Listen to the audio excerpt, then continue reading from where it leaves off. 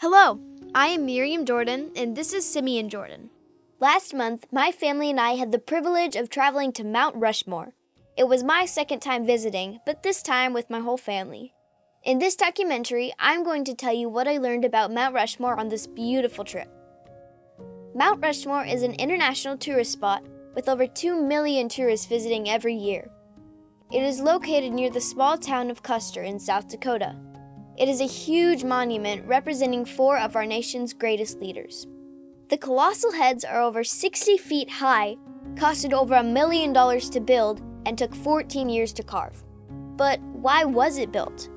We talked with Blaine Kortemeyer, a Mount Rushmore ranger who has been dedicated to his job at the monument for 19 years. What is your name and how long have you been working here? Sure. My name is Blaine Kortemeyer. I'm the Assistant Chief of Interpretation, and I've been working here since 2001. What is your favorite thing about working here? My favorite thing about working at Mount Rushmore are the people that come visit us. This place is an amazing place because it represents the birth, growth, expansion, and development of the nation through the first 150 years of our nation. Mount Rushmore National Memorial represents the founding of our country, the first 150 years of our nation's history, with George Washington being the actual founder of our nation.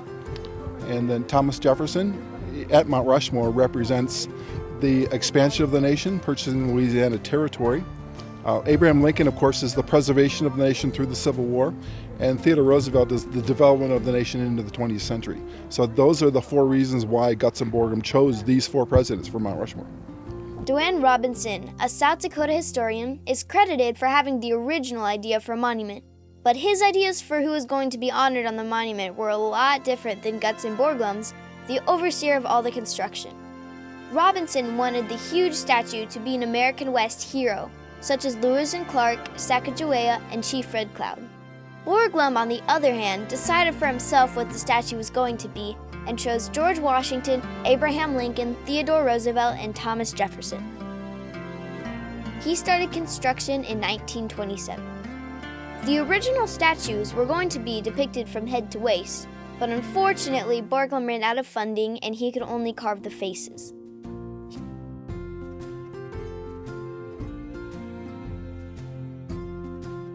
He carved the colossal 60-foot-high sculptures with the help of 400 other workers.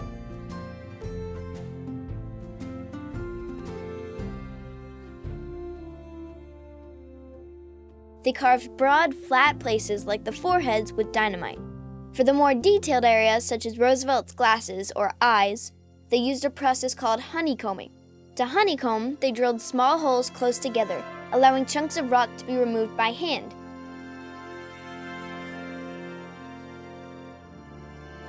When Borglum died in 1941, his son Lincoln took over construction for the remaining year.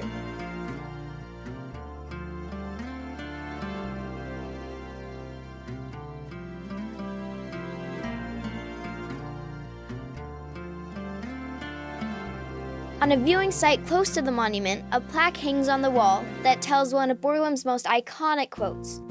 Hence, let us place there, carved high, as close to heaven as we can, the words of our leaders, their faces, to show posterity what manner of men they were.